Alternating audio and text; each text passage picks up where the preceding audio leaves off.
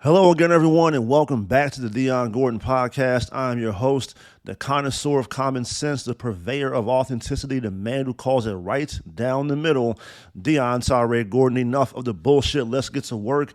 As previously stated during my intro, my name is Dion Gordon, and I am the special counsel and the advocate for the mayor of Suplex City, the Suplexorcist, the Seattle Seahawks Super Wildcard season-ending slayer, the reigning, conquering, defending quarterback number one of the San Francisco 49ers, the beast incarnate, the next big thing, Brock Purdy. Brock fucking Purdy. He is no longer Mr. Irrelevant. He is extraordinarily relevant for the San Francisco 49ers.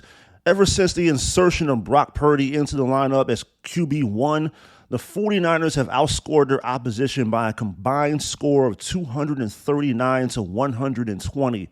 This past Saturday against those low-life son-of-a-bitch Seattle Seahawks, Brock Purdy became the first rookie quarterback in NFL history with 4 total touchdowns in a playoff game, the youngest player in NFL postseason history with 300 yards, 3 passing touchdowns. He tied an NFL rookie record, 7 straight games of 2 or more touchdown passes.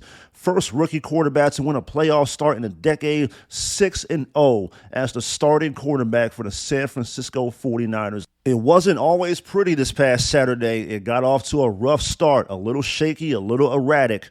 Some inaccurate throws, some questionable decisions being made from Brock Purdy. But after halftime, adjustments were made. He settled down. The veteran-like composure and poise returned to Brock Purdy. The veteran-like composure and poise that he has demonstrated throughout his entire run as the starting quarterback of the 49ers, it was on display in the second half. He was on target, quick decisions being made, processing information, going through his progressions, reading coverages, distributing the ball to the plethora of playmakers on that 49er roster. On time, on schedule, on target, all the above. Brock Purdy in the second half was lights out, goddamn fucking outstanding against the Seattle Seahawks en route to a 41-23 playoff victory, vanquishing our longtime heated and hated division rival, Seattle Seahawks. That makes 3 for 3 on the 2022-2023 NFL football season. 2 victories in the regular season and now the playoff win. They swept the season series and then some against the Seahawks. I couldn't possibly be any happier. For about a 10-year run, the Seahawks owned the 49ers. Russell Wilson in particular kicked our ass on a routine, regular basis. Pete Carroll has been a thorn in my football fan side for about 20-plus years now. I'm a Notre Dame fan in college. Pete Carroll was the head coach at USC, and all throughout the entire decade of the 2000s, USC being led by Matt Leinart and Reggie Bush and Lendale White always beat Notre Dame in college, usually beat them pretty convincingly by about 3 or 4 touchdowns. And one time it was close. Reggie Bush pushed Matt Leinart into the end zone, the Bush push in 2005. Pete Carroll and USC would always beat the Notre Dame Fighting Irish. Then he gets a job coaching in the NFL, and where does he end up? Where does Pete Carroll land? Seattle, in the same division as my favorite NFL team, and then for a decade plus, the Seahawks own the 49ers. They knocked us out of the playoffs in the 2013 NFC Championship game, and they've run roughshod over the 49ers ever since that, so it brought me much joy and exhilaration to see the 49ers eliminate the Seahawks from this year's playoffs and sweep them 3 times, 3 victories this season against the Seahawks. And all 3 wins were by double digits. It really wasn't even close. The Niners are a much superior team to the Seattle Seahawks. That's been proven this season. Seattle did a great job to even get to this point. Pete Carroll, tremendous head coaching job this season. The resurrection of Geno Smith. They wrote him off, but he didn't write back. He played very well the entire season, unless it was against the 49ers. Seattle took a step in the right direction, proved a lot of people, myself included, wrong to even get to that point, to be in the playoffs. But eventually, the season comes to an end. Only so long fake teams can pretend the Niners are moving on. Despite the fact that they even employed dirty tactics to win this game, Jonathan Abram trying to twist the leg of Deebo Samuel after he caught a pass in the second half. And after that, the Niners go on a 25-0 run to close the game out. Seattle had the lead in this game. Seattle played well in the first half. They had the lead at halftime, 17-16. After that, it was all downhill. Seattle's putting together a drive to potentially regain the lead. Now it's 23-17 late in the third quarter. And then Charles Omenihu comes off the edge, strips the ball out of Geno Smith's hands. The ball's recovered by Nick Bosa. Niners have possession. Niners have momentum. Niners have control, and they go on to win the football game. Brock Purdy on the afternoon, 18 of 30, 332, 3 passing touchdowns, 1 rushing touchdown in the game. Christian McCaffrey, 119 yards on the ground, a 68-yard run in the first quarter to set up an eventual receiving touchdown for Christian McCaffrey. Another big game for CMC, an absolutely wonderful addition to the 49er roster. That's one of the better trades in recent NFL history. The acquisition of Christian McCaffrey from the Carolina Panthers has boosted the 49ers and put them on a different level and made the already talented offense that much better. Christian McCaffrey is the Caucasian version of Marshall Faulk. You can use him in the backfield as a traditional running back. You can split him out wide as a wide receiver. He can do a little bit of this, a little bit of that. He threw a touchdown pass earlier this season against the Rams. He can do a lot of things, and having him on your team makes your team even better. And to think, would you actually believe there are people who walk this earth who said that was a bad trade for the 49ers? Oh, the Niners had to give up so much to get Christian McCaffrey. They already gave up 2 first-round picks to get Trey Lance, and he's not even playing. We're giving up even more picks to get CMC? He always gets hurt. This is a bad trade. There were people out there walking this earth who actually said that out loud and believed it. Idiots, clods, dunces, nincompoops, dumbass people. Do not listen to them. That was an excellent trade for the 49ers. Are you kidding me? You got an opportunity to bring in Christian McCaffrey? Of course you bring in Christian McCaffrey. Of course you take advantage of that and bring that guy into the fold and add him to the mix that already includes Deebo Samuel and George Kittle and Brandon Ayuk and Juwan Jennings and Kyle Juszczyk, Elijah Mitchell. Of course you bring in Christian McCaffrey. We're 10-1 ever since he came to the 49ers, and that one loss was when he first got here and only had 3 days to really prepare and try to integrate himself into the offense and try to learn the playbook as quickly as he possibly could for an upcoming game against the Kansas City Chiefs. 10-1 ever since we brought in Christian McCaffrey. Deebo Samuel, Tyshawn Raekwon Deebo Samuel, 6 catches for $133 and a scintillating 74-yard touchdown pass reception. Streaking down the sideline, nobody in a Seahawk uniform appeared to be that interested in trying to tackle him. Great downfield blocking by Brandon Ayuk. Total team effort. So many people contributed to what happened last Saturday. So many weapons on that 49er offense. How do you account for all that if you're a defensive coordinator? There's no one guy you got to key in on to try to stop, to shut down the Niner offense. There's multiple guys spread out all over the place you got to account for. It's got to be a nightmare for opposing defensive coordinators to try to figure out how do we slow down this juggernaut now of a 49er offense. Since Brock Purdy took over as QB1, only one time have the 49ers failed to score 30 points, and that was on a short week, a Thursday night game against Seattle. And if you remember, Brock Purdy had an oblique injury and wasn't able to practice. So whenever Brock Purdy gets a full week to practice with the 49ers, they're going to put up more than 30 points, 41 this past Saturday. It's impressive. It's fun to watch. I've said this about Brock Purdy before. He is the attitude era. Fun, lively, exciting. You don't know what's going to happen next. A joy to watch. You look forward to watching Brock Purdy play football. Jimmy Garoppolo, in a wrestling context, the comparison, the metaphor that I'm making right now, Jimmy Garoppolo is current modern-day wrestling. Boring as fuck. You can afford to miss a couple episodes of Raw or SmackDown or whatever. You can just watch a clip later on. You don't look forward to it the way you used to. It's a chore to try to watch it. Jimmy Garoppolo just gave you no hope. Gave me no hope. I've lamented about Garoppolo. I've maligned him numerous times on multiple podcasts. And that's just what it is. Like, there's certain plays you saw Brock Purdy make against the Seattle Seahawks that Jimmy Garoppolo could not make. Most notably, the touchdown pass he threw to Elijah Mitchell. Elijah's not even your number one read on that play. It's Brandon Ayuk, but Tariq Woolen from the Seattle Seahawks, their outstanding rookie corner from the University of Texas San Antonio, he had Ayuk locked up on that play. He had Ayuk covered up as well as you possibly could cover someone. So that first read is gone. The second read is George Kittle. He's covered by about 3 different people. He's not open. So now you're facing pressure off the left side. Brock Purdy scrambles, spins off of that, comes back to his left, finds Elijah Mitchell in the flat, and he walks into the end zone for an easy touchdown for the 49ers.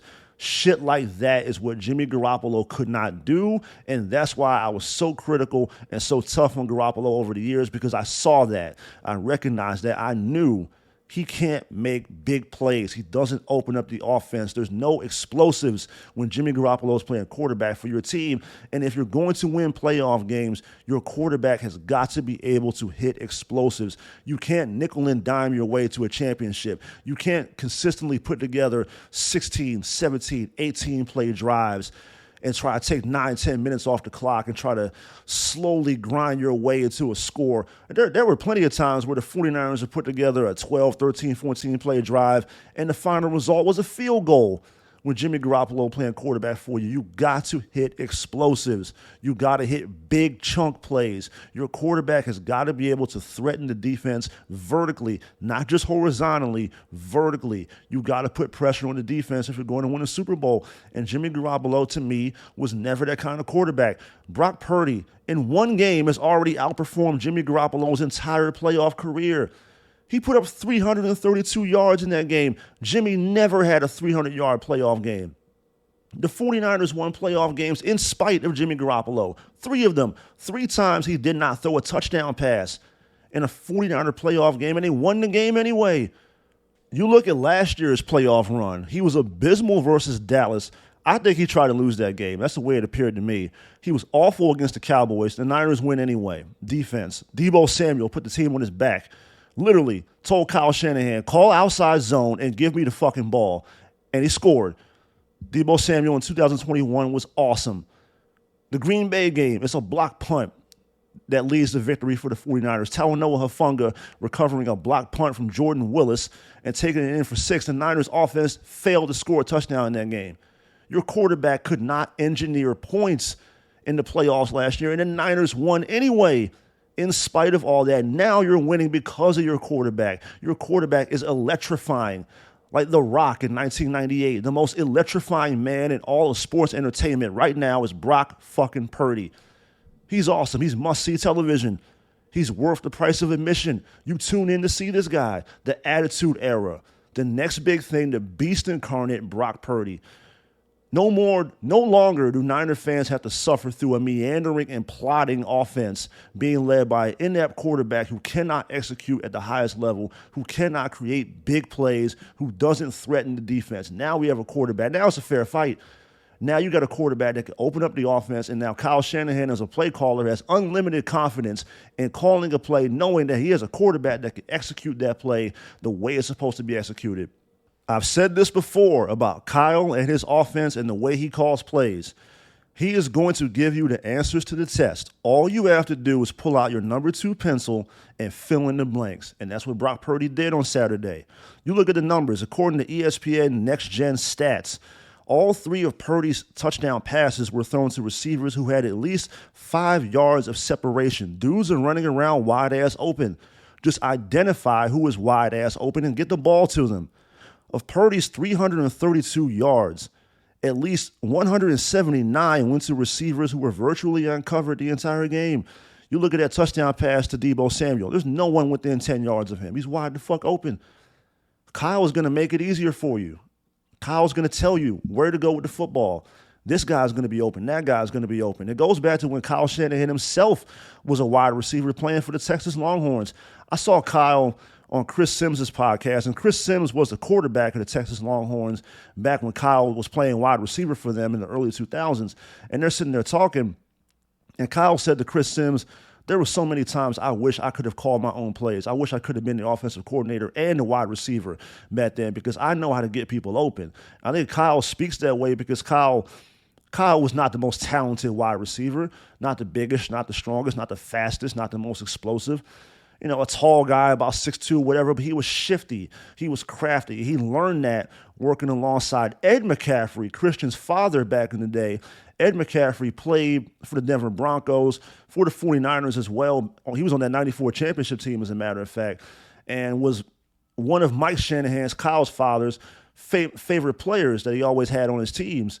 And Kyle would work together with Ed in the offseason and learn different tips and tricks of the trade and try to implement what Ed McCaffrey did as a receiver into his own game as a wide receiver. And Kyle spoke about this in great detail. And I think everything he learned from working alongside Ed McCaffrey, who was no slouch in his own regard. Ed McCaffrey was a quality NFL wide receiver back in the day. I think working alongside of him and also understanding his own limitations as a wide receiver helped Kyle Shanahan learn and understand what it takes to get open at that position, the nuance of playing that position, and he's been able to implement that into what he does as a play caller right now, and you see the results. You have super talented guys like Brandon Ayuk and Deebo Samuel and Juwan Jennings, Christian McCaffrey whenever he split out wide, George Kittle with the tight end position, and now you have a coach who knows how to get you open. And not only can you utilize that talent and that natural ability that you already have, but now you have this system that you're in that's going to be very quarterback friendly and also very wide receiver friendly. And now you have a quarterback in Brock Purdy who just understands where he's supposed to go with the football. It's about identifying who's open and just get the ball to him. Very simplistic when you think about it, when you really break it down. And Brock Purdy is able to execute that, facilitate the offense. It's like being a point guard in basketball. I know I got 3 or 4 guys on my team that can get 30 a night. So all I got to do is pass the ball to them. Just put them in positions where they can be successful. That's what Kyle Shanahan does as a play caller, and Brock Purdy is reaping the benefits of that, just distributing the ball to his playmakers. It's fun to watch. It's a beautiful offense right now when it's run correctly. Jimmy Garoppolo didn't run it correctly most of the time, and truthfully, neither did Trey Lance.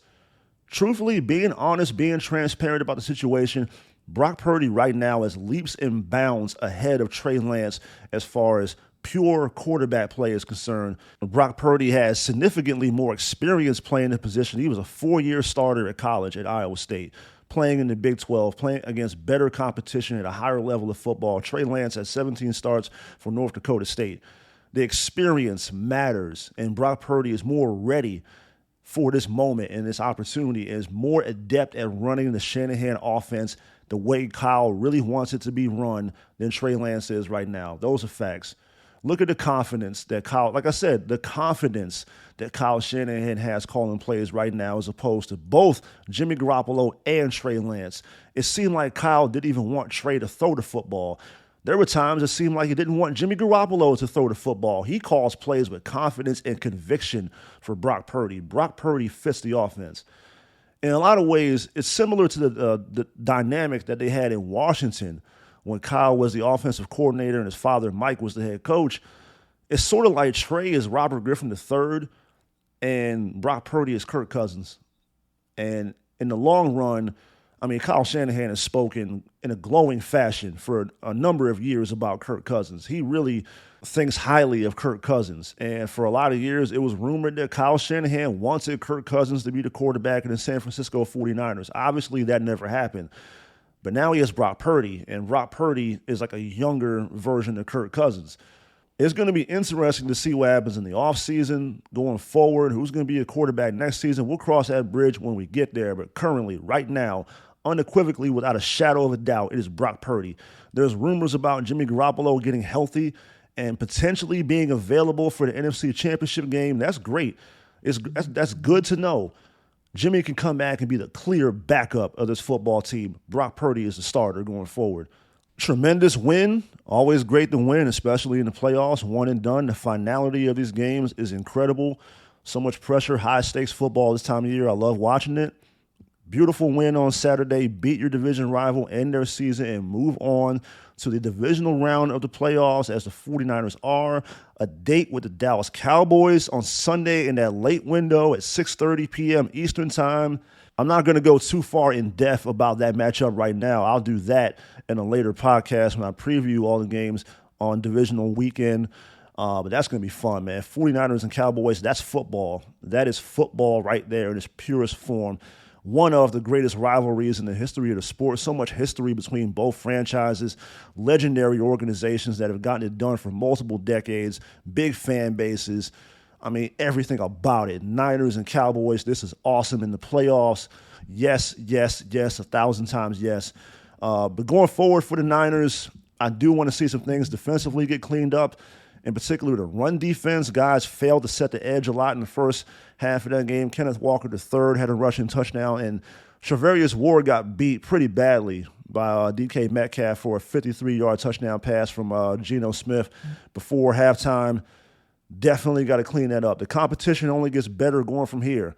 Geno Smith is a pretty good quarterback. You're going to face better quarterbacks as you progress throughout the NFL playoffs. In particular, once you, if you can get all the way to the Super Bowl in Glendale, Arizona, you're probably going to see either Mahomes or Allen or Burrow. I mean, those are top shelf quarterbacks. Those are the three best quarterbacks in the NFL right now. So certain things got to be cleaned up going forward because, like I said, the competition is only going to get better. But we won, and we'll celebrate that in the interim and then move forward and look ahead to the Dallas Cowboys and get ready for that. In the words of the late, great Kobe Bean Bryant, job's not finished, job's not done. So for me personally, I'm not going to celebrate anything. We have not accomplished anything yet. Winning a wild card game was not the goal. The final destination is February the 12th in Glendale, Arizona, and hoisting that Lombardi trophy at the end of that game with garnet and gold confetti falling from the sky as the San Francisco 49ers celebrate their sixth championship in franchise history. Hopefully, cross your fingers, that happens. One game at a time. There's still 3 more wins to go until I start celebrating and talking shit and being obnoxious about the 49ers. But, 49ers 41, Seahawks 23. Moving on to the nightcap on Saturday night. And I told people I don't trust or believe in the Los Angeles Chargers. A lot of talent on that roster, yes. The coach, I don't believe in. The coach comes across to me as a used car salesman, a phony, disingenuous fraud. And the team is undisciplined. And they're also phony, disingenuous frauds as a football team, and that came to fruition. That was on full display on a nationally televised game on Saturday night. You're winning that game 27-0. The opposing quarterback threw 4 first-half interceptions, and yet and still you figured out a way to lose that game? If you're the Chargers, how do you lose that game? In total, the Chargers forced 5 Jaguars turnovers and committed none of their own this past Saturday. According to the Elias Sports Bureau, the Chargers are the first team in NFL postseason history to lose a game in which it had a +5 turnover margin or better. The first 7 drives of the game for the Jaguars, they had no points. Trevor Lawrence was 5 of 18 for 35 yards, 1.9 passing yards per attempt, 0 touchdowns, 4 picks, a passer rating of 0.0. The last 5 drives of the game, the Jaguars put up 31 points. Trevor Lawrence, 23 of 29, 253, 8.7 yards an attempt, 4 touchdown passes, no picks, a passer rating of 142.6, a tale of 2 halves. Jacksonville, dog shit in the first half, awesome in the second half. Chargers, amazing in the first half. They're drizzling shits in the second half, and they choked and failed and blew a 27-0 lead and lose 31-30. You give up a 2-point conversion. Preceding that, before that happens, Joey Bosa, Nick's brother, takes off his helmet to protest a flag by the referees, which gives the Jaguars a good opportunity for a 2-point conversion. They took advantage of that. They made it 30-28, and then later on kicked the field goal to make it 31-30. You got guys being undisciplined. Bosa had 2 penalties like that. Just stupid, boneheaded football from Joey Bosa, a veteran, a guy who should know better. You give up a 4th and 1. Jacksonville comes out in a T formation on 4th and 1, pitches it to Travis Etienne. He picks up like 30 yards, takes him down the field.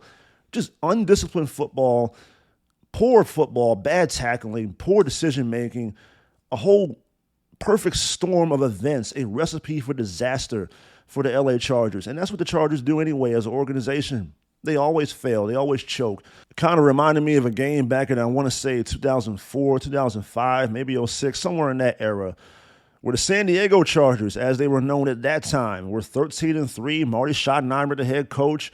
You had Phillip Rivers at quarterback, LaDainian Tomlinson in the backfield, Antonio Gates, Sean Merriman on defense, Quentin Jammer, star-studded, loaded football team. On paper, the most talented team in the NFL. They should have won. They lost to the New England Patriots, and Brady was awful in that game. He had about 3 picks. There was also a fumble. New England turned the ball over multiple times in that game, and guess who won the football game? The New England Patriots. The Patriots won that game on the road in San Diego against the number one team in the AFC, despite the turnover margin being against them, and they won anyway. History repeats itself. The Chargers are always going to fail. The Chargers are always going to choke. It doesn't matter who's in that uniform or who's on the sidelines. Certain organizations just don't know how to win. On Saturday night in Jacksonville, Florida, the Los Angeles Chargers once again snatched defeat from the jaws of victory. Supposed to be the other way around, right? You're supposed to snatch victory from the jaws of defeat. No, the Chargers snatched defeat from the jaws of victory. They don't know how to win. Give credit to the Jacksonville Jaguars for the resolve that they showed in that game, the resilience, the toughness, the tenacity. They don't quit. There's a reason why they call Jacksonville the Cardiac Cats. And Trevor Lawrence making his first ever career NFL playoff start, it might have been nerves. He might have been jittery in the first half. But in the second half, he showed you why he was the number one pick in the draft. He showed you why he's been the highest rated quarterback since he was in high school. He showed you why people look at him as a generational talent. A lot of people, myself included, see Trevor Lawrence as being the new Andrew Luck. Hopefully, Jacksonville does a better job of protecting him and putting an offensive line in front of him and not destroying him to the point where he has to retire at the age of 29 like Andrew Luck did. Hopefully, they do a better job with that in Jacksonville. But right now, he's on point. Trevor Lawrence, sunshine, is showing you why he has the potential to be a top 5 quarterback in the NFL.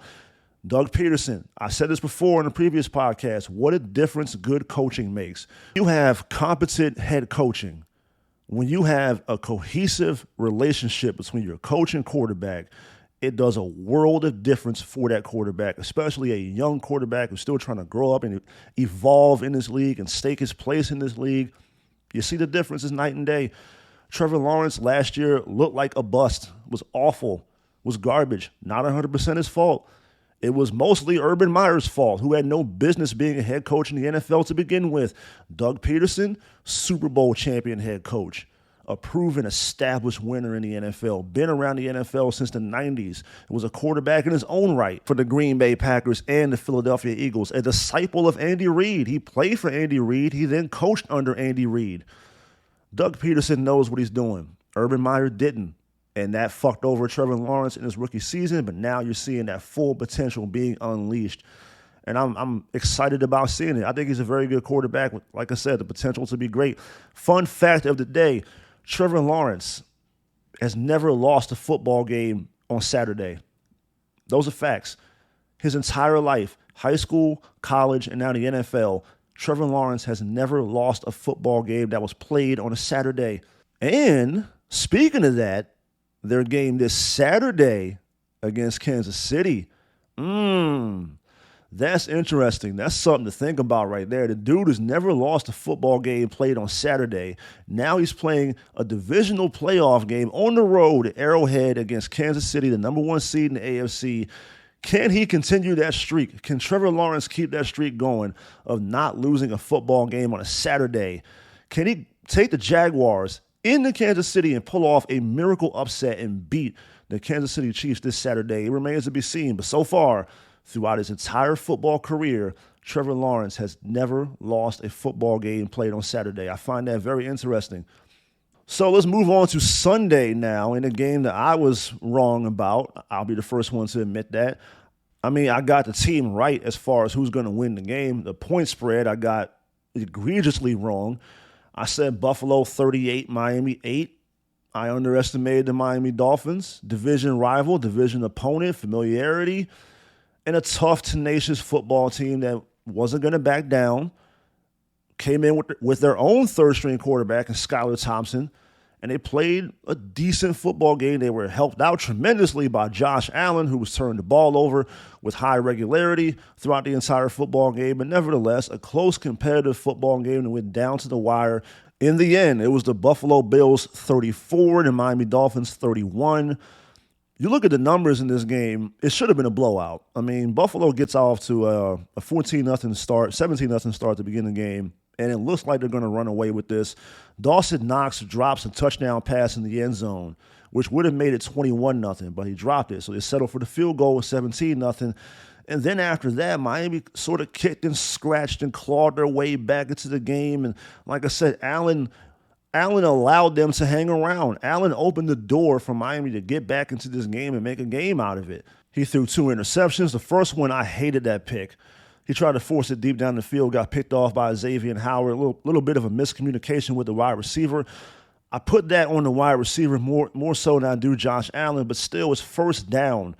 I'm not sure if you need to take a shot like that. You're up 17-0. You got the momentum in your favor. You're at home. You got these guys on the ropes. They're already a beleaguered football team coming into the game. They're playing with their third-string quarterback, Tua Tagovailoa, their normal starter in concussion protocol after a concussion he suffered on Christmas Day against the Green Bay Packers. Didn't even make the trip to Buffalo. You're dealing with Skylar Thompson. Just play conservative. Be composed. Take the layups.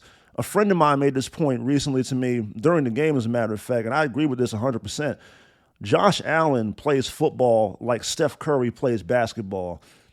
And what I mean by that is seems like he's always trying to do something spectacular. He's always trying to, in a football sense, pull up from 35 feet and make a three. Sometimes you got to take the ball to the basket. Sometimes you got to do a simple bounce pass to a teammate as they're cutting to the basket. Sometimes you got to pull up in the mid-range. Sometimes you got to take a layup. Take the easy plays. Stop always trying to make the hard, difficult, spectacular SportsCenter top 10 plays. Just do the basics every now and then, you'll be successful. I think that's the biggest thing that hurts Josh Allen is always trying to make the heroic plays. Sometimes you got to just take what the defense gives you and also stick to the running game. And that's not only Josh Allen, that's offensive coordinator Ken Dorsey. A lot of times it seems like everyone in the Bills organization wants Josh Allen to be that number one quarterback in the NFL and to be that guy, and they want to win because of him. Sometimes you need those other people to contribute. You need balance. You need to run the football. And they kind of got back to that in the second half. Once they were down and once it felt like it was starting to slip away a little bit, they got back to basics. They got back to the running game. It stabilized them, and they were able to go on and win the game. But going forward, Buffalo as an organization cannot become so enamored with the physical freak of nature they got playing quarterback, because Josh Allen is different. Josh Allen, he's on that level. I wouldn't say he's the best quarterback in the NFL right now. I think 15 in red, Mahomes is the best quarterback in the league right now. I think it's a battle between Burrow and Allen as far as who's the second best quarterback in the NFL. And all those turnovers from Josh Allen, this has been a trend, a theme all season long for him, especially in the red zone, in the red area. He will turn the ball over. He will give you opportunities because he believes so much in his physical and athletic traits. The live arm, probably the most arm talent of any quarterback in the NFL, and that includes Patrick Mahomes. An explosive arm, and he's big, and he's physical, and he can run. He can run you over. He can hurdle someone. He can jump over people. He can do a lot of things. But he can't do it all by himself, and he can't always think that he has to go out there and do it all by himself. That's when he gets himself into trouble. He can't always go out there with the intention of making that big-time splash play on every single down. It's not possible. Take what the defense gives you. Play simplistic football. It'll carry you a long way. As far as Miami is concerned, a legitimate question can be asked. Do the Dolphins win that game if Tua Tagovailoa starts that game on Sunday? Skylar Thompson was 18 of 45, not 100% his fault. A lot of drop passes. Jalen Waddle, I thought, was terrible in this game. Tyreek Hill, not as explosive as he's been in previous playoff matchups against Buffalo. Of course, he was playing in Kansas City, and you had Patrick Mahomes throwing the ball to you. That's a significant upgrade over Skylar Thompson.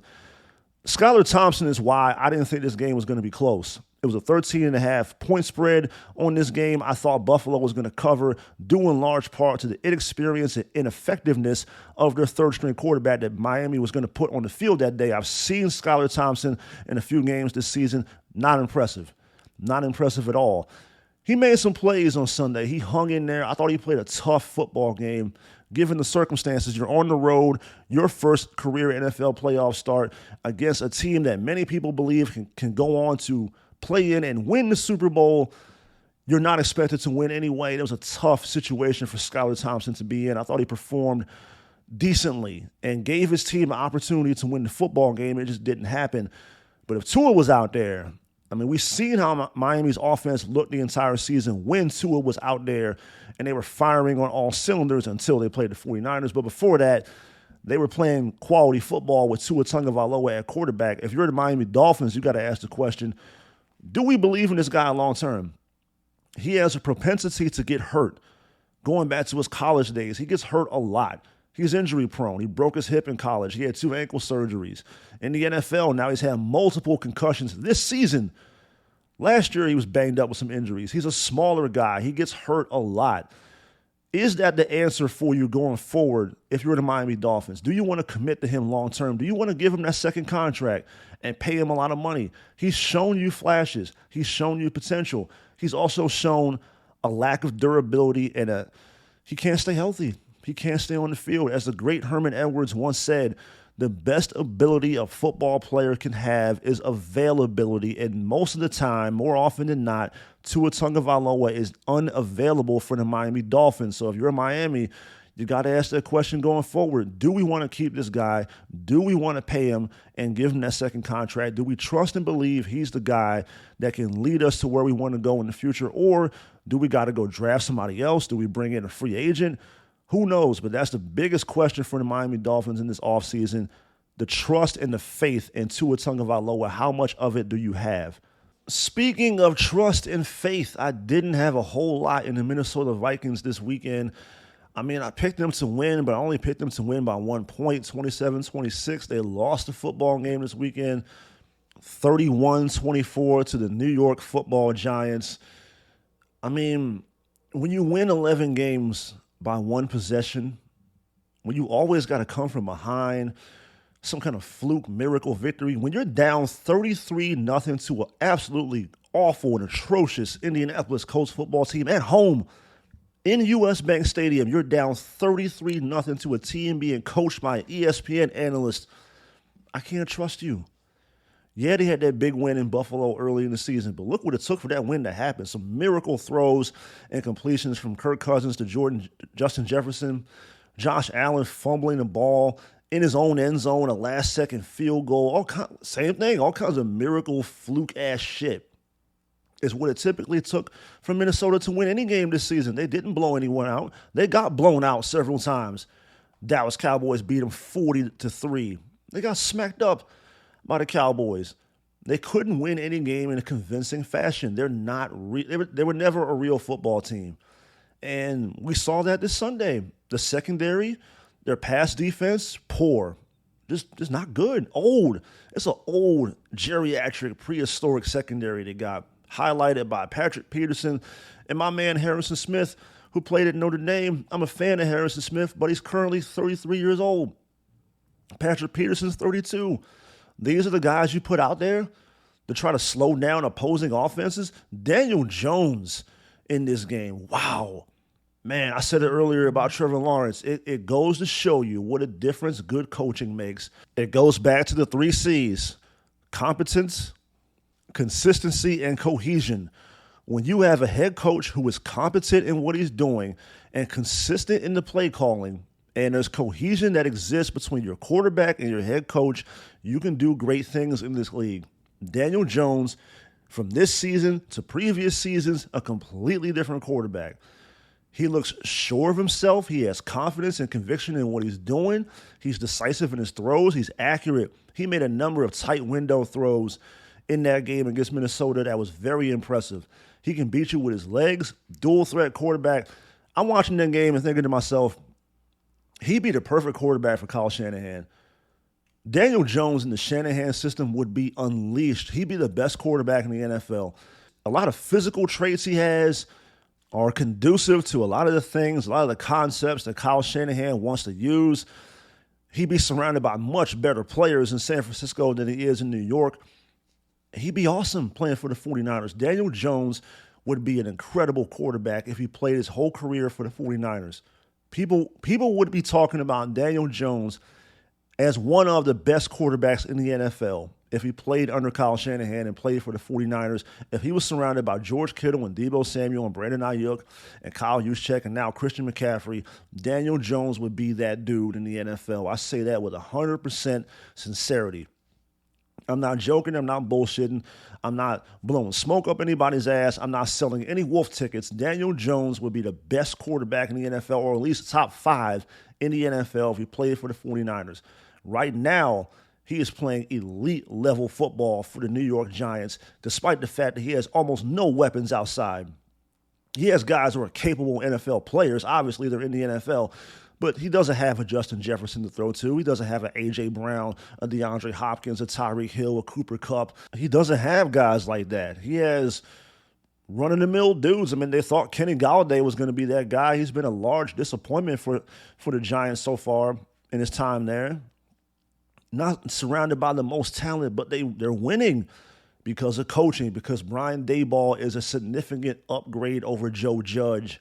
Daniel Jones was playing for a coach who, in a game against the Washington football team last season, thought it'd be a good idea to call a quarterback sneak from his own 4-yard line on 4th down and 8. Joe Judge did that. Joe Judge really legitimately did that. He called a quarterback sneak on 4th and 8 from his own 4-yard line. That's the level of incompetence that Daniel Jones was dealing with before this season. Brian Daboll is not doing stupid-ass shit like that. Brian Daboll is a real NFL coach. Joe Judge was not. And now, under the tutelage of Brian Daboll, the same guy who tutored Josh Allen in Buffalo, under the tutelage and the guidance of Brian Daboll, you are now seeing Daniel Jones become unleashed. And one weapon he does have in that backfield, especially number 26 from Penn State University, Saquon Barkley, who ran like a man possessed in that game. He ran his ass off. You want to talk about hard-nosed running? Go watch that tape of Saquon Barkley against the Minnesota Vikings this past Sunday. Jesus Christ. He ran like his hair was on fire. He ran like somebody was chasing him, like he had pussy waiting on him in the end zone. He ran hard as fuck. Saquon Barkley was not to be played with last Sunday. Didn't matter if he was a traditional running back, taking a handoff out the backfield or catching passes as a wide receiver. Didn't matter. If 26 and White had the ball in his hands, he was doing so with bad intentions. Look out. Saquon Barkley was on the loose last Sunday. That's what I'm talking about. There was no tiptoeing. There was no pitter-patter of the feet. There was no shuffling. No. It's hard-nosed running. It's get north and south, and whoever gets in your way, pray for them. There might be some slow singing and flower bringing if you get in the way of Saquon Barkley when he's carrying a football in the playoffs. That man was not fucking around last Sunday. That was a joy to watch. And I got to say this, man, a lot of folks are putting that loss on Kirk Cousins. A lot of people saying, well, because he checked it down to T.J. Hockenson on a 4th and 8 and threw a 3-yard pass, that cost him the game. I hate when people talk like that. To me, that's so lazy. One play does not determine football games. The entire game, all the plays determine a football game. It wasn't just that one play. Now, yes, you could say, why would you throw it that short on 4th and 8? I would also ask the question to T.J. Hockenson, why would you get that lack of route depth on a play that's 4th? You know it's 4th and 8. You know the season's on the line. Why are you running a route short of the sticks? Why are you not running at least 8 or 9 yards? Why are you even running that 4-yard route on 4th and 8? I don't put that loss on Kirk Cousins. He was 31 of 39 for 273 and 2 touchdowns. Him and Hockenson were hooking up the entire game. T.J. Hockenson, who they acquired from their division rival Detroit Lions, had 10 catches for $129 in this game. Maybe he should have had 135 yards receiving, but they could have got that first down late in the game, but I digress. Justin Jefferson, the all-world wide receiver for the Minnesota Vikings, had 4 catches, 47 yards in this game. 7 catches for 47 yards in this game, only averaging 6.7 yards a catch. I thought New York had an excellent defensive game plan engineered by Wink Martindale. Bracket coverage pretty much the entire game. They took Justin Jefferson out the game. They made it known he's not going to beat us. If we're going to lose this game, it's not going to be because of him. We're going to take your best player out of the game. An effective strategy. It worked. But I see people trying to point the finger at Kirk Cousins. I'm like, did you watch the game? Did you see that defense in Minnesota getting torched by Daniel Jones? That's why they lost the game. A critical false start on a 3rd and 1 that resulted in them having to settle for a field goal cost them the game. Early in the game, there was a 3rd down and 1, and they called A jet sweep to Justin Jefferson, who then turned and threw the ball back to Kirk Cousins. 3rd down and 1, and you're calling a play where your best receiver is going to throw it to your quarterback? You got Dalvin Cook. He's healthy. He's available. He's in uniform. You can't just turn and hand the ball to Dalvin Cook. You're going to have Justin Jefferson throw it to Kirk Cousins on 3rd and 1. Get the fuck out of here. You deserve to lose football games when you call idiotic, dumbass, illogical plays such as that. That's ridiculous. That is egregiously stupid. That is devoid of intelligence. A dumb-ass play call on 3rd down and 1. You can't execute in short yardage situations. You don't deserve to win football games. When you got to call a play like that, when you're trying to be so deceptive and you're trying to fool the opposing defense into what you're trying to do instead of just lining up and getting that 1 yard, be physical at the point of attack. Minnesota couldn't do it. Minnesota tried to be cute, and it bit him in the ass. And then on that 3rd and 1 late in the game, the false start, poor execution.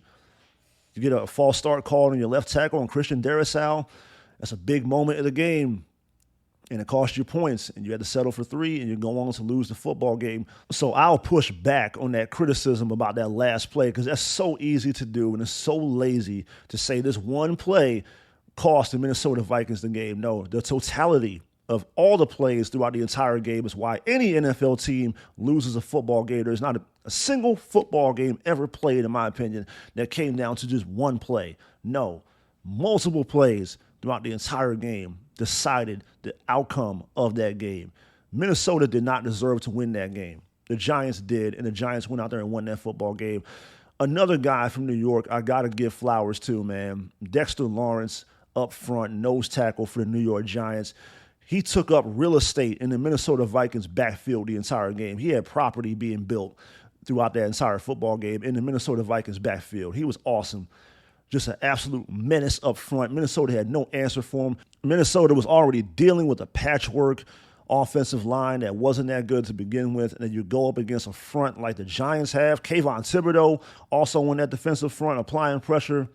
And the Giants are good, man. The Giants are a good football team. They deserve to be where they're at right now. Divisional playoff matchup against their hated division rival, the Philadelphia Eagles. That game is going to be a fucking bloodbath, a slobber knocker, a knockdown, drag-out, Donnybrook of a football game. Cannot wait to see all 4 of these games, but especially outside of 49ers and Cowboys for obvious reasons. The game I'm looking forward to the most is the other NFC game, Philadelphia and New York. Giants, Eagles, that game is going to be a crime scene, and I, for one, cannot wait to see it. There's going to be mayhem and chaos ensuing in that football game. Similar to what we saw in the nightcap on Sunday, a division matchup, 2 teams that know each other very well. Cincinnati and Baltimore, AFC North, a fucking knife fight of a football game. Now, of course, the story coming into this game was the absence of Baltimore Ravens quarterback Lamar Jackson, still recovering from a PCL sprain, knee injury, unable to play, did not even make the trip to Cincinnati. A lot of controversy surrounding that. Michael Vick got on Twitter and called out Lamar Jackson, said just put a brace on it and play. Robert Griffin III said that's complete bullshit. He didn't say that directly, but pretty much his statement was that idea is complete bullshit because once upon a time, 10 years ago, Robert Griffin III put on a brace and went out there and tried to tough it out and be that great teammate, do it for the guys, do it for the organization, do it for the locker room, do it for the fans. Go out there and suck it up, man. Be tough and just play football. Just be a man about it. Be masculine about it. Go out there and play hurt. That's what you're supposed to do as a football player and especially as a quarterback. That's a dumbass sentiment. And Michael Vick was a dumbass for sharing that sentiment publicly. Are you serious, Mike? You played in the NFL. You know what time it is. You know about dollars and cents. You know about guaranteed contracts, which Lamar Jackson currently doesn't have. He's trying to get that next big contract. Does he deserve it? To the extent that he thinks he does, that's for debate. That's a different conversation. But it would behoove him to do whatever he can do to protect himself and protect his body and not ruin himself going forward and also throw off his entire NFL career like Robert Griffin III did. RG3 went out there with that knee brace on, tried to tough it out, tried to be there for his organization and his teammates, and all he did was further fuck up his knee to the point that it ruined his NFL career, and he was never the same going forward. So why will Lamar Jackson go out there and risk it all for an organization that doesn't even 100% believe in him because they haven't given him that second contract yet? Still playing on a rookie deal. Made zero sense. The idea, the sentiment that Lamar Jackson should just go out there and play. Fuck off with that shit. Give me my money first, then I'll go out there and play. And go out there and put everything on the line for an organization that doesn't really believe in you. Serious people kill me with that kind of thinking, that kind of ideology. Like you're supposed to be a slave to whatever job you're working at, whoever your employer is. Go out there and suck it up and do what's best for the organization, for the company. Fuck that company. The company don't care about you. Why should you be 100% invested in doing what's best for the organization? Why? I'm supposed to be obsequious to the organization when the organization has shown zero loyalty to me? I think the fuck not. Lamar Jackson, you did the right thing. Don't play until they pay. Simple as that. So Baltimore went out there with Tyler Huntley, the backup quarterback. There was some talk that they were going to play the third-string quarterback. They were going to, I guess, have a revolving door, a two-quarterback system. That didn't happen. Huntley was the man all the way through. And he played respectably.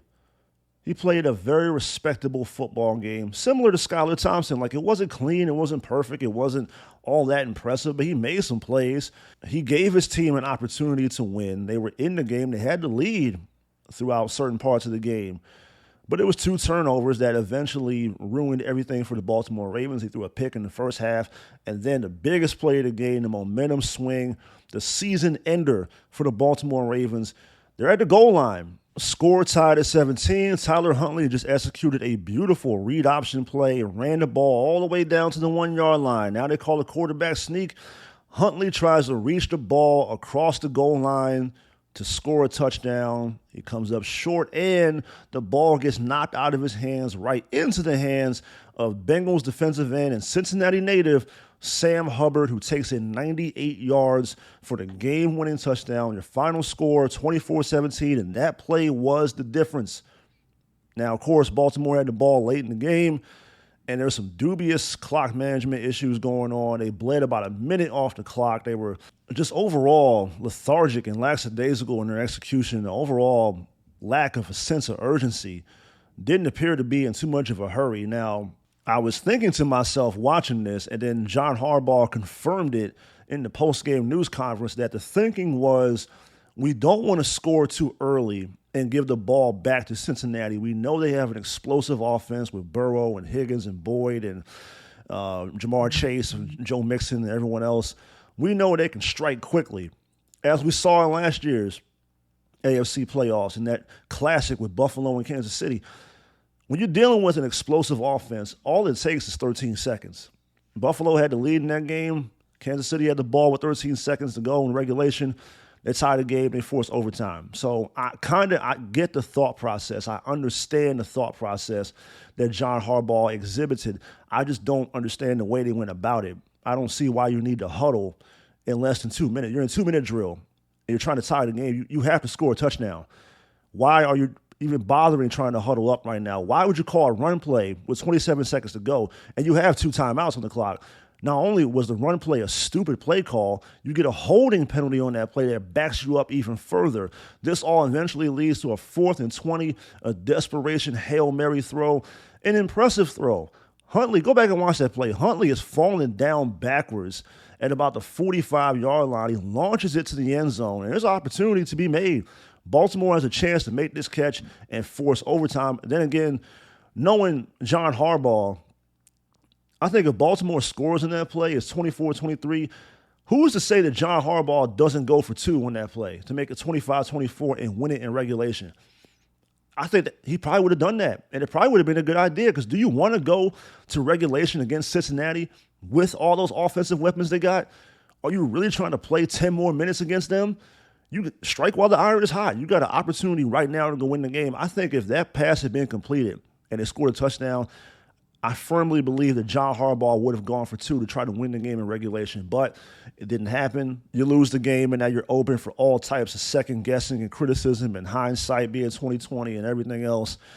And, it didn't work out for Baltimore, but give them credit. That's about as respectable of a loss as you could possibly have. You're on the road against a team that played in last year's Super Bowl and has a legitimate opportunity to get back to this year's Super Bowl with a top 3 quarterback on their roster. You don't have your franchise quarterback playing for you. You're down to your backup. There's no moral victories in the NFL, especially in the playoffs. It's a one-and-done scenario. That was a tough game, though. That was a very tough game, and that was to be expected. I thought Cincinnati was going to win the game. I said like 22-12, 22-15. I knew it would be somewhere in that range as far as the score goes. I knew it would be a tough, physical football game. That's to be expected. That's who that division is, the black and blue division, right? The AFC North. It doesn't matter who you're playing in an intra-division game. It's going to be physical. It's going to be a slobber knocker. It's going to be a death match of a football game. Doesn't matter what combination, what matchup you come up with. Cincinnati versus Pittsburgh, Baltimore versus Cleveland, Cleveland versus Cincinnati. Doesn't matter. Especially back in the day, Pittsburgh and Baltimore. Holy shit. You had to be a grown-ass adult man to step between them white lines back in the day when Pittsburgh and Baltimore stepped on the field with each other. And to that point, a lot of people over the years have said that Tom Brady wouldn't have made it 23 years like he currently has in the NFL if he played back in the day. If he played in the 70s, 80s, or 90s, I would say Tom Brady would not have made it 23 years if he played the majority of his career in the AFC North. He would not have lasted. He would not be playing right now if he played in that division. Instead of playing in the AFC East, if he had played in the AFC North, he would not have made it 23 years. That division is physical every goddamn year. There's a reason why Ben Roethlisberger just one day turned into shit. All those previous matchups, all those classic battles against the Baltimore Ravens back in the day took its toll on him and finally caught up to him one day, instantly, and he turned into shit. Joe Flacco's 38 years old. Joe Flacco was a pretty good quarterback for the Baltimore Ravens for a number of years, for a long time. They won a lot of games with number 5 under center in Baltimore. Super Bowl MVP, much to my chagrin, for the Baltimore Ravens. He eviscerated the 49ers in that Super Bowl. He was electric that entire playoff run. Joe Flacco looked like 1984 Dan Marino during that playoff run in 2012 for the Baltimore Ravens. He was a very good quarterback for a long time. He's been the drizzling shits for the past 5 years. Why? Same thing. He was the other quarterback in those Baltimore and Pittsburgh matchups. He got fucked up in those games too. He had to go up against James Harrison and James Ferrier and Troy Polamalu and all these guys, man. Lamar Woodley and Lawrence Timmons and Ike Taylor. That was a star-studded elite defense they had in Pittsburgh. That's why they won a Super Bowl in 2008 and then played in another Super Bowl in 2010 under Mike Tomlin. But in that era, when you had Pittsburgh and Baltimore, that was a buckle your chin straps game. That was a manhood football game. We're going to test your masculinity during the course of this 60-minute football game between Pittsburgh and Baltimore, Ravens and Steelers. You are going to find out whether or not you are tough enough to play at a high level in this league. The weak cannot be on the field right now. There is no bitch in anybody in either uniform, Pittsburgh or Baltimore. You had to be a grown adult man to survive those games. But even if you do survive those games, it's going to take a little bit off your career. It happened to Roethlisberger. It happened to Joe Flacco. The same thing would have happened to Tom Brady. And speaking of Tom Brady, speaking of the greatest quarterback of all time, Thomas Edward Patrick Brady, we conclude this Super Wild Card Weekend recap, roundup, however you want to call it, with the last game of the weekend last night in Tampa, Florida, at Raymond James Stadium. The Dallas Cowboys on the road, your 5th seed in the NFC against the 4 seed, even though they have a losing record, the 8-9 NFC South Division champion Tampa Bay Buccaneers, being led, of course, by the greatest quarterback in the history of pro football. And it was ugly. It was no limit sneaker ugly last night. Hey, we exercise transparency here on the Dion Gordon podcast. As I say in every intro, the connoisseur of common sense, the purveyor of authenticity, call it right down the middle. Anyone who knows me knows I'm a Tom Brady fan. Anyone who knows me and talks football with me or has listened to any one of my podcasts where I talk about Brady knows I hold him in high regard. He is the best. He is the man. There's no one more accomplished than he is. When Tom Brady finally does retire, they should waive the 5-year rule that every other player has to wait for to enter the Pro Football Hall of Fame. Brady should go in the Hall of Fame this year.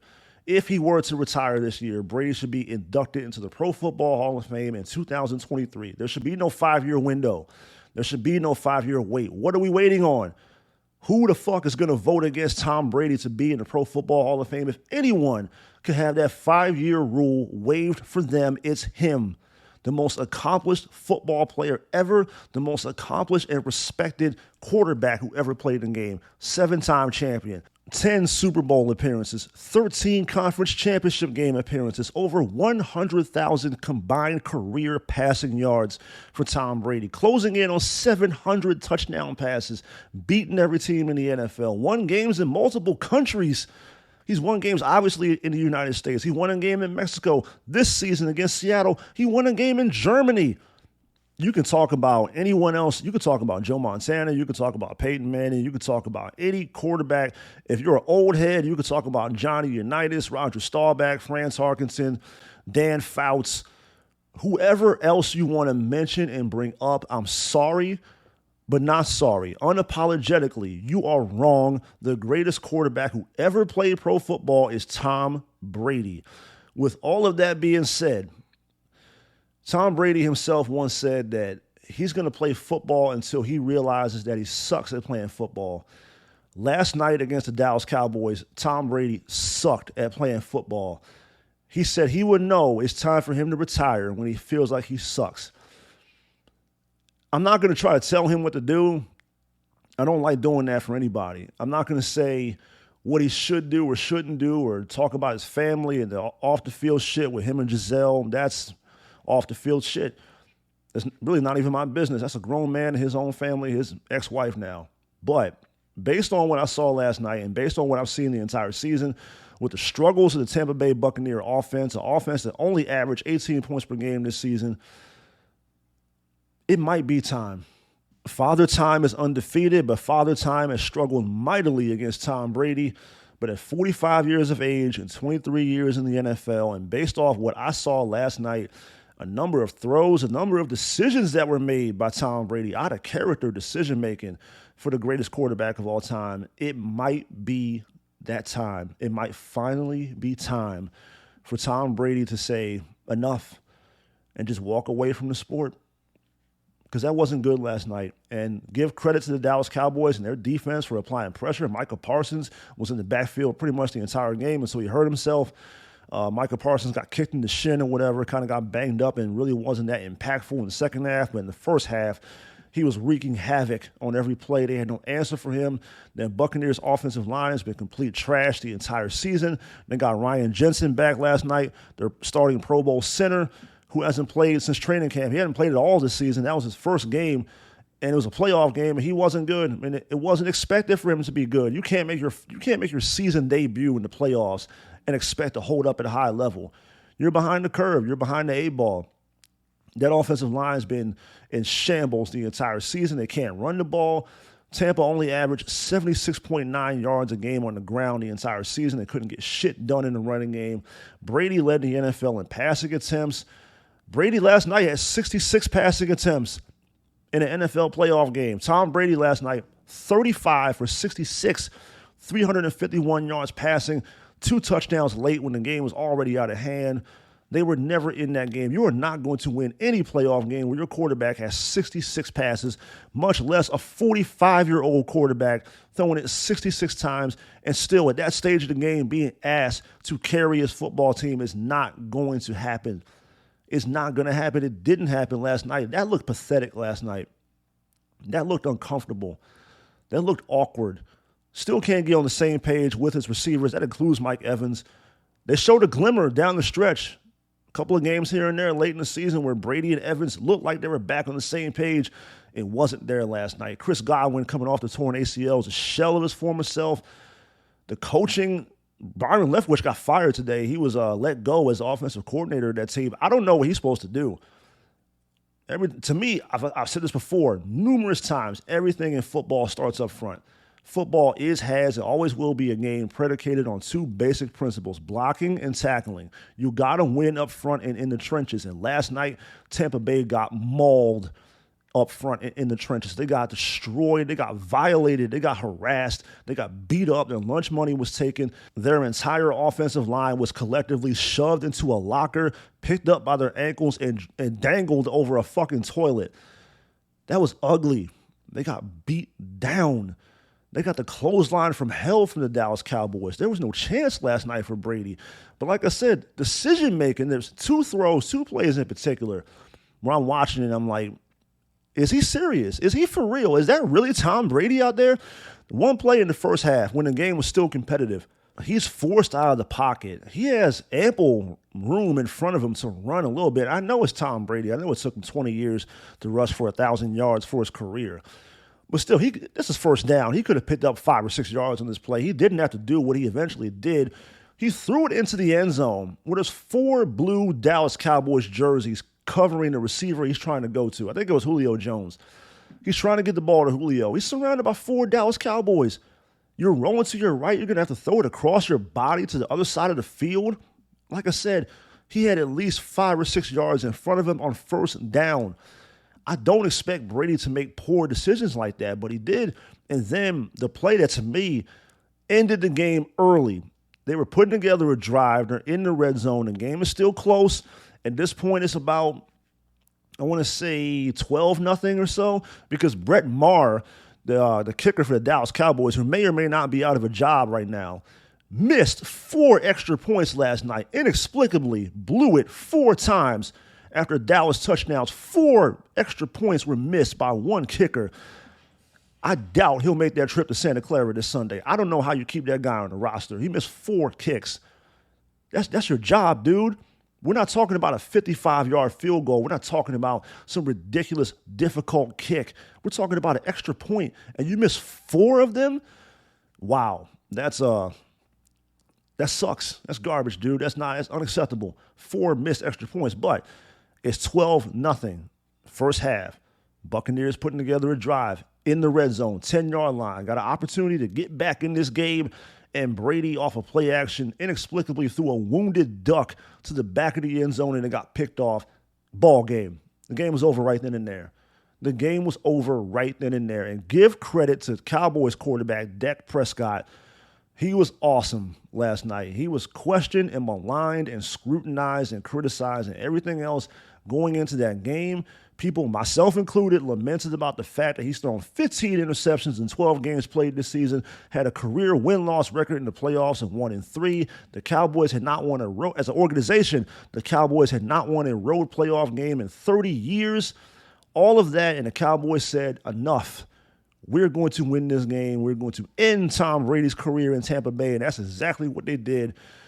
I think he's done in Tampa. That post-game news conference indicated to me that he's done and ready to move on. Whether or not he's going to play for a different team or just retire, I don't know. I think he still wants to play. I think he still can play, just not to the level that we're accustomed to. He's not going to be Tom Brady going forward if he does decide to continue playing.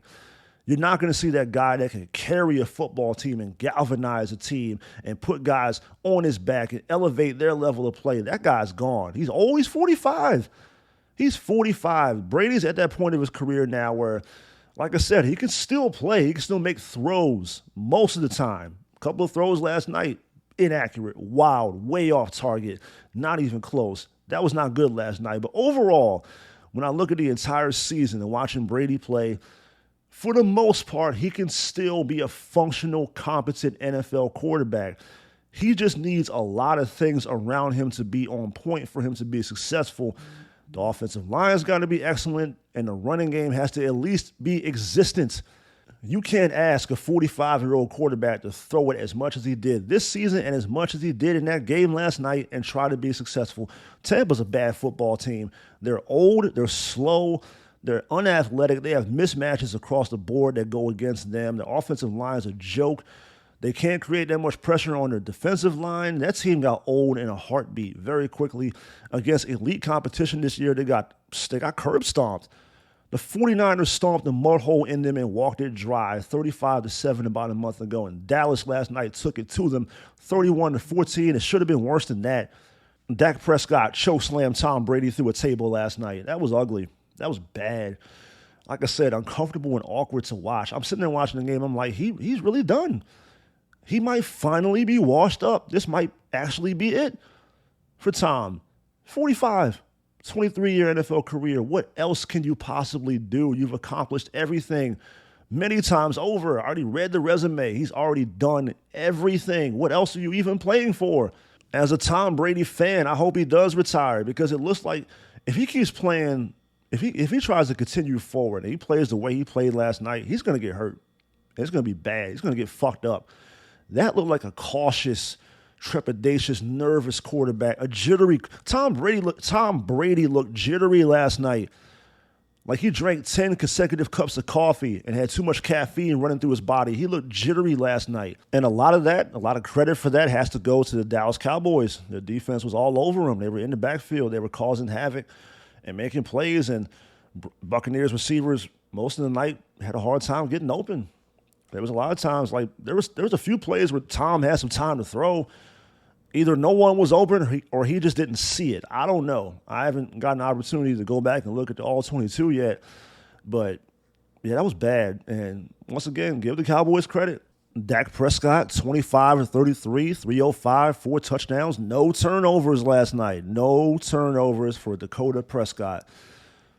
As good as he could possibly play last night. And the complete antithesis of what Tom Brady was last night. Dak Prescott was awesome, and Dak Prescott answered a lot of questions and silenced a lot of critics for one night, for one game anyway.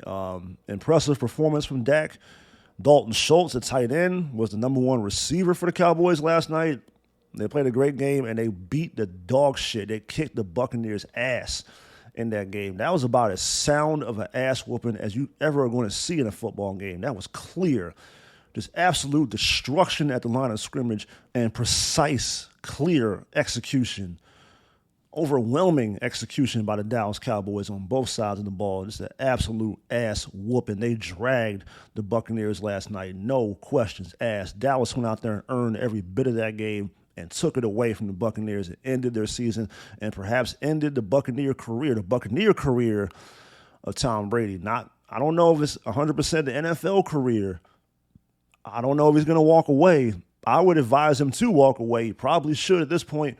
It all remains to be seen. So our divisional playoff round matchups are set. The early window, Saturday at 4:30 p.m. Eastern Time, the Jacksonville Jaguars and the Kansas City Chiefs, the number 1 seed in the AFC, who had a first-round bye. That game taking place, of course, in Kansas City at Arrowhead Stadium. The nightcap on Saturday, January 21st, the New York Giants and the Philadelphia Eagles. A bloodbath will take place on Philadelphia on Saturday night. That's going to be an absolute brawl of a football game. Then on Sunday, the game that we didn't get a month ago because of the unfortunate and scary Damar Hamlin situation, which fortunately has turned out in a positive way. But we will finally get that game this Sunday in Buffalo. Cincinnati Bengals, Buffalo Bills. That's their first game, the early window on Sunday. And then in the late window, the culmination of NFL divisional playoff weekend, the Cowboys and the 49ers, Dallas and San Francisco. I cannot wait. This is going to be awesome. Football this time of the year, you can't ask for anything better than this. Great weekend of football, a lot of good games, good plays, good moments. A lot of things stood out in this weekend. I hope I covered most of it. And we'll see what happens going forward. Another podcast this week where I predict the divisional round games. I was 4-2. I'm going to crow a little bit. I was 4-2 the first and the wild card games. 6 games played. I was 4-2 in my predictions. I'll go ahead and take that. That's pretty good, right? 4-2. Going forward, we'll see what happens. So with all of that being said, that concludes this edition of the Dion Gordon Podcast. Eternally grateful, always humble, very much appreciative. And my advice for the Dallas Cowboys this Sunday, tread lightly like a woodpecker with a headache. Picture me rolling. I'm out.